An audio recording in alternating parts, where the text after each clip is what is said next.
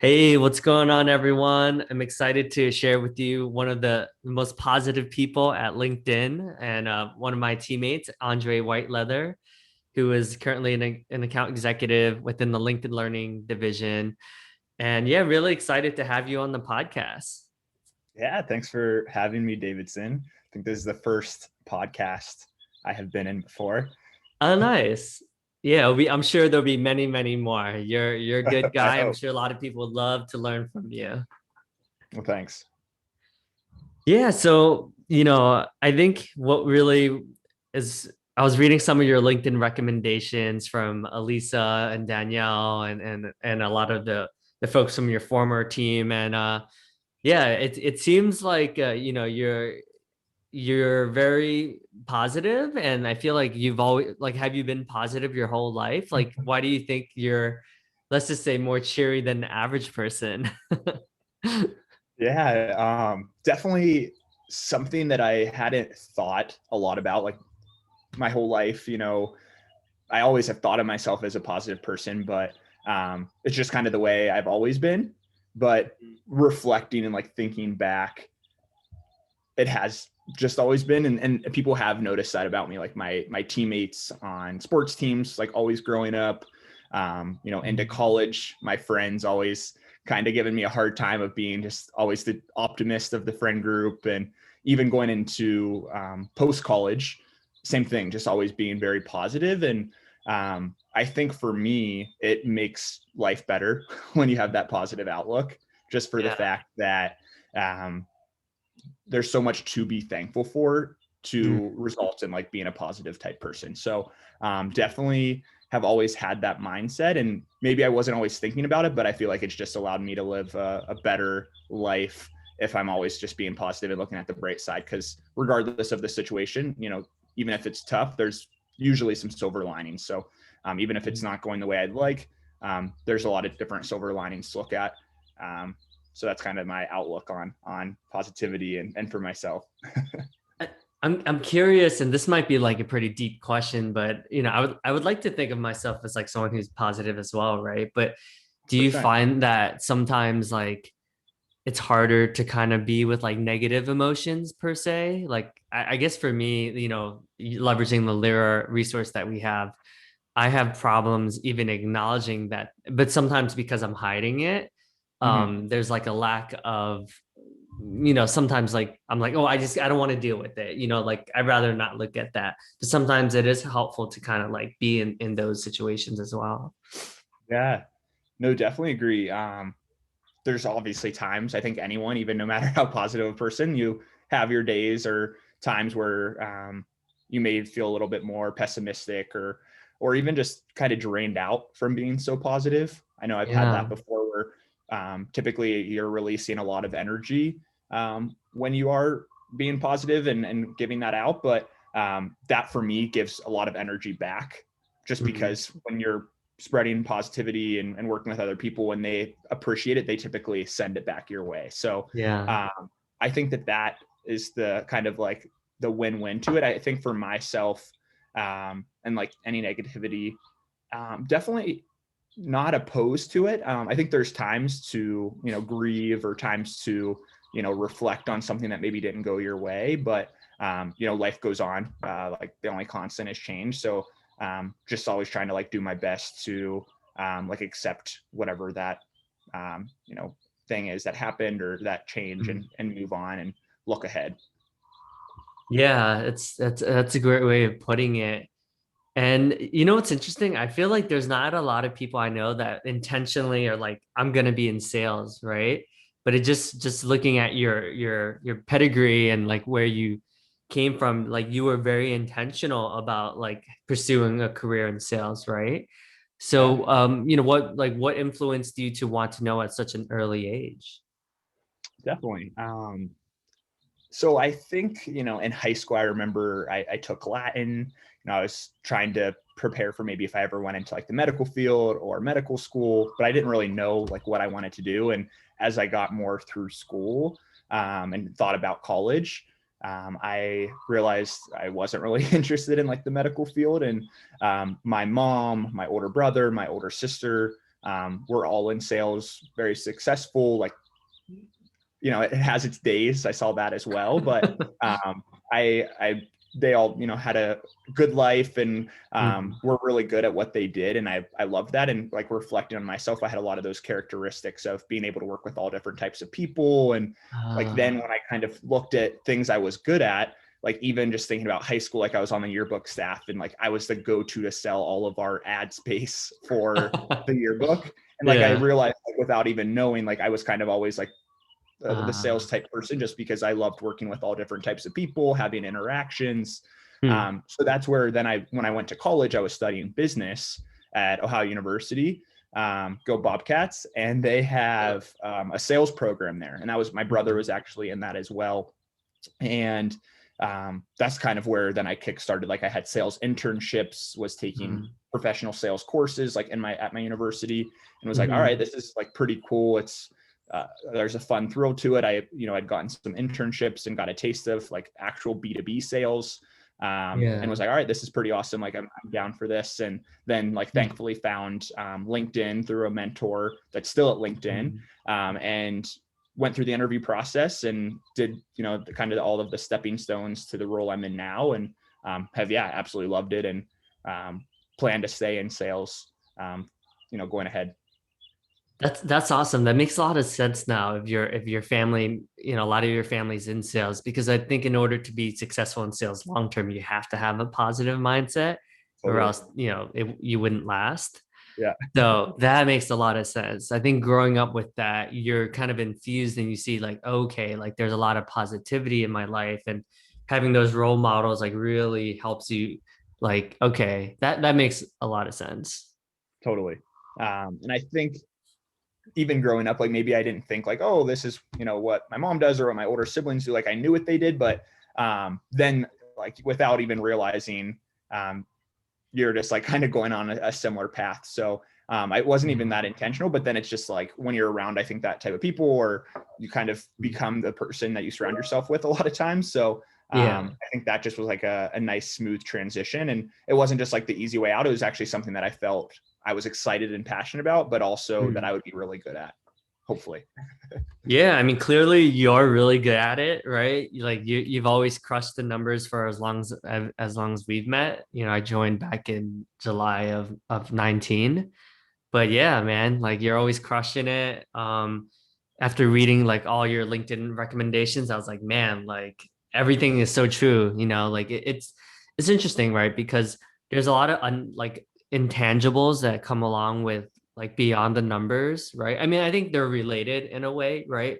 But there's a lot of people who, let's just say, crush the numbers, but maybe not, maybe they're very like they don't necessarily give as much, right? But you do both, right? So I feel like that's something else that sets you apart. Like you're definitely someone who is just genuinely kind, like you can tell, like, because sometimes like, for other people to be genuinely happy about other people's success, like is it's different, but you're like genuinely happy for other people's success. I think there's this difference in that. Yeah. And I, like, am so thankful that I'm at a company that promotes that too. Like, even just Mhm. within LinkedIn, having like leadership leverage, like being a part of like your OKRs, and something that you're being looked at every quarter. So Yeah. it's something that I like, no matter where I'm at, I want to make sure that is important, because that's just kind of how I am as a person and as a sales rep. Because I definitely thrive more off of like collaboration and like getting ideas from other people. That's the thing with like sales. I'm not creating the wheel here. Like, a lot of the things I'm learning from my teammates, from, mentors, things like that. So I love that, at LinkedIn, that's so promoted and encouraged, because that's ultimately like the best type of sales environment for me to be in, just to be able to learn from other people and be able to share, not just like be a one man wolf pack and like trying to, Yeah. close all the deals yourself and be the top performer. Like, it feels much better to be a top performer, but also being able to help and learn, from your teammates. Yeah. That's awesome, man. What advice would you give to people who maybe they think sales is something for them, but they maybe they didn't have that professional sales degree or even ever taken a Yeah, professional sales course, but they're like, oh, that could be something that I'm interested in. totally. Well, you'll find you definitely don't need to have like a crazy like sales background or in-depth knowledge right out of college to go into sales. I remember in college, like there was a stat, 1 in 2 college graduates go into sales. So, and some of them, it may be challenging, not for them, but for a lot of others, they love it and they do really, really well. So definitely don't be discouraged if you feel, oh, I don't know, like having a quota sounds scary, or this working with all different types of people sounds scary. Like definitely, if you're interested, go for it. It would be my recommendation. Like you learn on the job. And I always like am surprised within each role. I typically am a little bit nervous before that next role. Like, will I do well? Do I know how to do it? And then 6 months in, or so some amount of time in, I look back and I'm like, oh wow, like I feel like I know what I'm doing, and it just happens. So you learn on the Yeah. job. So kind of my advice would be just to go after it, like get after it, and like just be open to like even just failure, and like just always trying to be learning from your teammates and from others. That would be my advice for sure. Yeah, that's good advice. And I like what you said about realistically, it does take time to adjust, right? I think so many of us are hard on ourselves, especially the first 6 months where we're like, oh, I just want to learn as much as possible. Totally. But realistically, like it does take time, right? With anything new, when you're outside your comfort zone, so kind of giving yourself space that like, hey, even if it takes me 6 months, like I'm going to do what I can to learn as much as possible. Definitely. And we're always learning, like even being in this role for nearly 2 years now, like I feel like my day to day, but there's still always areas of things I didn't know, like in my job. So we're always learning, but it is always nice when you get to that point where you feel really confident. But I think at that time you need to challenge yourself again to Mhm. be looking for the next level then, and not getting like complacent or just comfortable because you feel, especially like in sales, as a salesperson, you typically love being at the top, being the leader. So rather than just getting comfortable, like continue to push yourself so that way you are learning and working towards whatever's next for you. Yeah, I like that. That growth to know that like it never ends, right? Even like you said, even 2 years into the role, like you're still learning. And I do think many of us we do get comfortable, right? So I do think sales is one of those positions or careers where like you're never truly ever comfortable, right? Because there's always something going on, and there's always something else to strive for. Yeah. And I think for a lot of like salespeople, they're competitive. They always like want to push themselves. So, even once you get to that next level or that next role you're going for, you want to just like crush those numbers or crush, the leadership and leverage. So that way you're, always working towards whatever's next after that. What are your thoughts on like competition? Like, do you view it like as internal competition, or do you do like both? Like, I guess how do you view like the word competition in general? Yeah. I think like friendly competitions are awesome, like internal and external. Um, I think for like internally, like amongst our teams, like at LinkedIn, we call it spiffs a lot. And I think those are really fun, help like driving engagement, like both on your activity to like do better in your role, but also just like to get collaboration going amongst your team members. So I think it's really awesome, and enjoy it, as I think a lot of salespeople do, especially if there's some sort of incentive. Obviously, this incentive usually is making you do better in your role, doing better on the job, but also too, there's something maybe that's incentivizing you as well to work a little bit harder than maybe the daily. And then like externally, just maybe thinking about like company to company. I want to always be at an organization or help strive to be at the top. So if you're thinking of, other organizations in your space, like learning, how can we be either a better, rep to our buyers in the market? Like, how can we be better? How can our product be better? So I think that competition, like externally, that's also great too, because we should all be, driving to be the best, to provide the best for our customers. So I think external competition is great as well.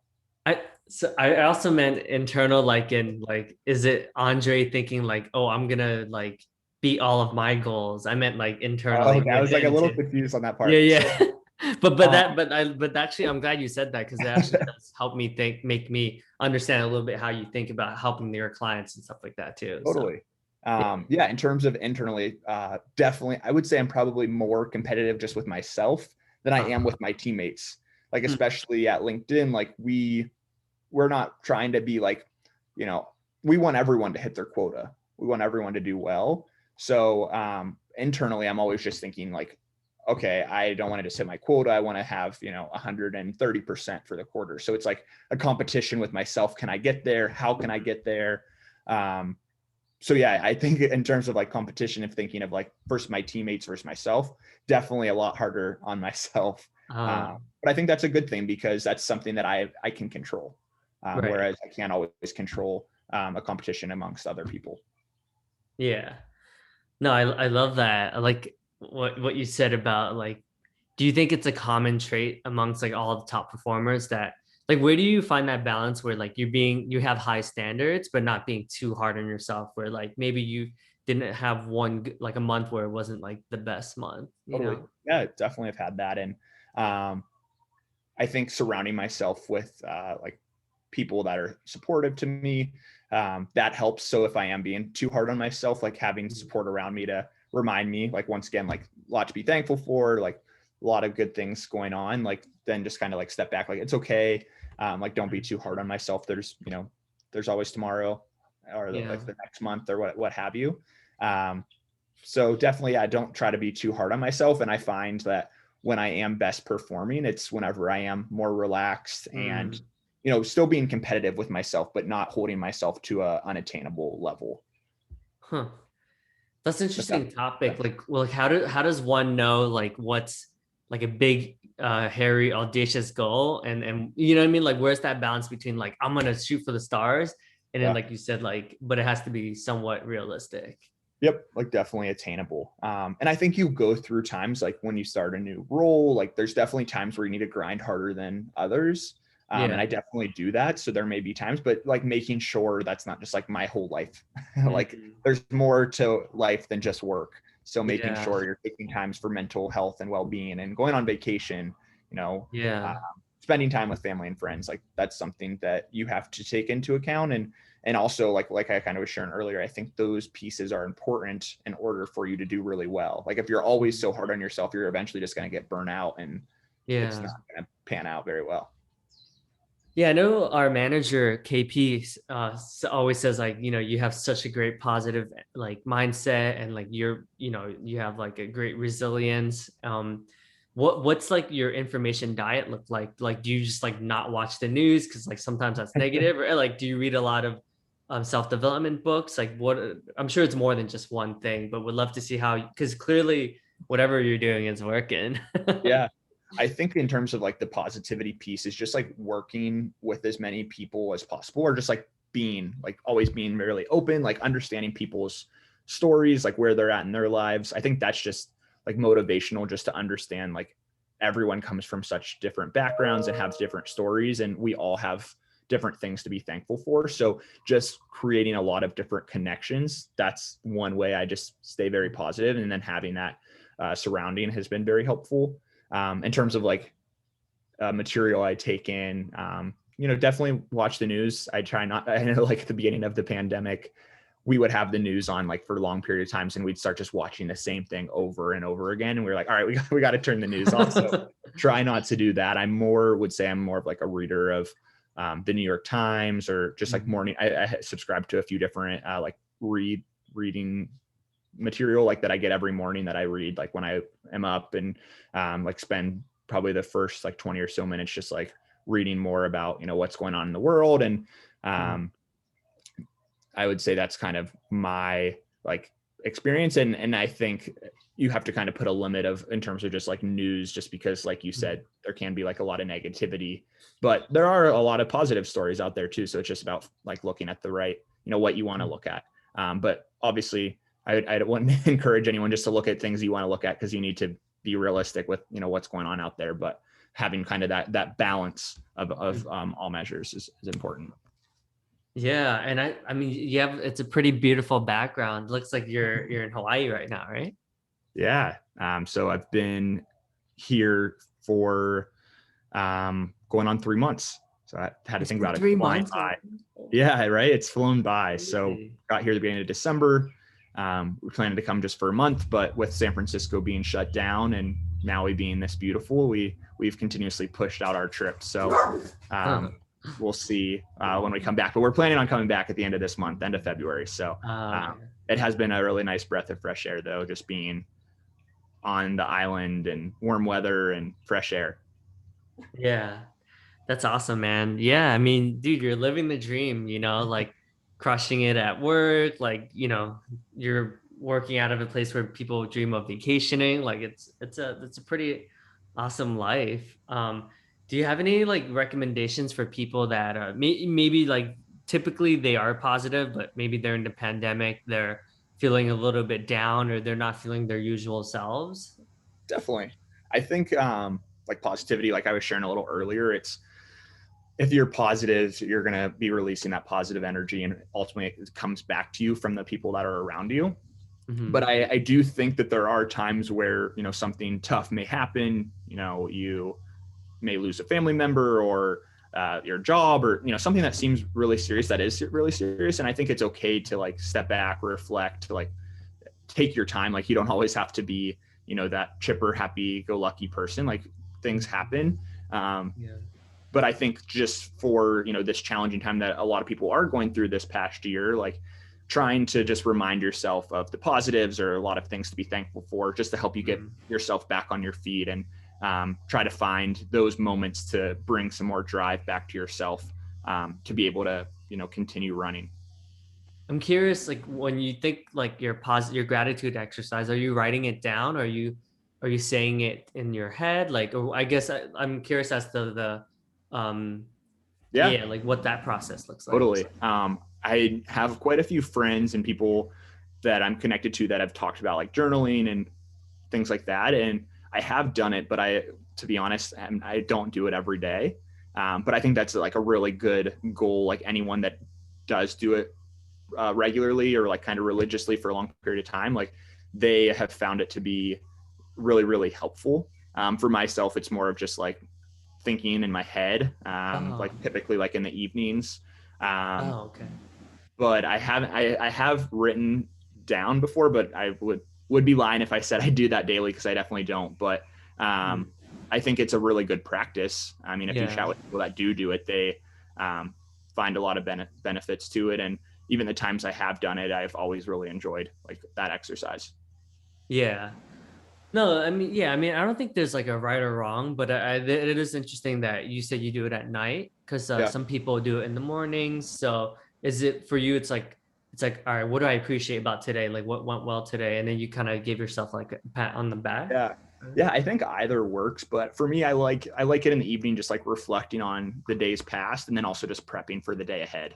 Mm, Thinking like what all I have to be thankful for, what I'm excited about, mm. what went well, and then also just like thinking about the day ahead. So that way, when I do wake up, I'm ready to go. Yeah. So obviously, can think about it in the morning too, but for me, I like to kind of feel very prepared when I wake up. I kind of know what I'm going to be doing, and I can Mm. kind of just get after it in the morning. Definitely do enjoy reflecting in the morning as well, but I feel I am more of like a let's get going type of person in the morning. So that's Yeah. usually how it pans out for me. No, that's awesome. I love these practices. Yeah, I'm going through Tony Robbins Mastermind right now, and your practice of what am I excited about, what am I grateful about from the days, like you're doing everything that Tony Robbins essentially is like the framework that he's giving us. So that's great that you already do that. I feel like I'm like just peppering you with a lot of questions. I guess like um, any questions or any topics of conversation that like what do you think is something that people don't know about you that they should know about you? Hmm, good question. I feel like a lot of people that know me like already know me. um, but I think like maybe like one interesting thing like for me was that I'm from Ohio and like now I am living on Maui. Like that for me, that's kind of surreal and definitely would have thought this like a year and a couple months ago, I'd never been to Hawaii before. And now, like, fast forward last summer, I lived here for 2 months, and now I'm here for almost 3 months. So I think definitely just being open. Like for me, I'm very like fortunate. My girlfriend's from Hawaii, Mhm. so that makes it a little bit easier. But just like being open to um, like change, and that would be kind of like my recommendation. And what I think is interesting about myself is like growing up, a lot of my family lives in Ohio. Like thought it would be cool to like live outside of the state, but it helped me kind of once being open to it. Like I moved to San Mhm. Francisco and I knew a few people, um, but I was open to being uncomfortable, and then ended up like thriving and like learning a lot, just maybe about myself, about job opportunities that wouldn't have been possible like where I'm from. So I think Mhm. that's something that I think is interesting about myself, but also what I would encourage anyone that is listening, like um, regardless of maybe where you're from, or if you're nervous about something, like just be open to other opportunities, and don't have like your blinders on, thinking, oh, like this is where I live now and this is kind of the only opportunities I have. Yeah, I like that. Like you said, being open mind, like just open to new experiences and open to things, just just literally opens up so much for you, right? It's a simple concept, but it's I think in theory it makes sense, but in practice sometimes it is harder, right? Just like Totally. being open to change, and like you said, change is the only constant. Yeah, exactly. That's a good quote. Cool, Andre. Well, no, I appreciate you sharing with us. Like, I think many of us are curious to, what makes someone's like so positive and chipper all the time, and someone who's always so supportive. I think it was helpful to kind of share like some of your practices in terms of gratitude and appreciation, and how you plan ahead of the for the next day, and just sort of just your mental frameworks like clearly makes a lot of sense. Like it's clearly working. And it's cool, right? I think a lot of us can learn, no matter if you're in sales or not, like a lot from a lot of the practices that you shared. So Totally. appreciate you taking the time and making the effort to share with everyone. Yeah. Well, thanks for, doing these, Davidson, and kind of to iterate, as probably everyone that, maybe listening knows Davidson, like I think that a lot of those, characteristics you were mentioning, you definitely convey yourself, like being a go-getter. Like I feel like you always have like a million things you're doing, but like you're still like going all in. It's not like you're just like kind of dipping into all these different things, whether it's writing a book or doing interviews or doing well in your job. So I think that you should do a podcast as well, like maybe even on this topic, just for you to share what you do to stay so positive, and how you can be a go-getter and dive into all these different areas and still do it well. Yeah, thanks, Andre.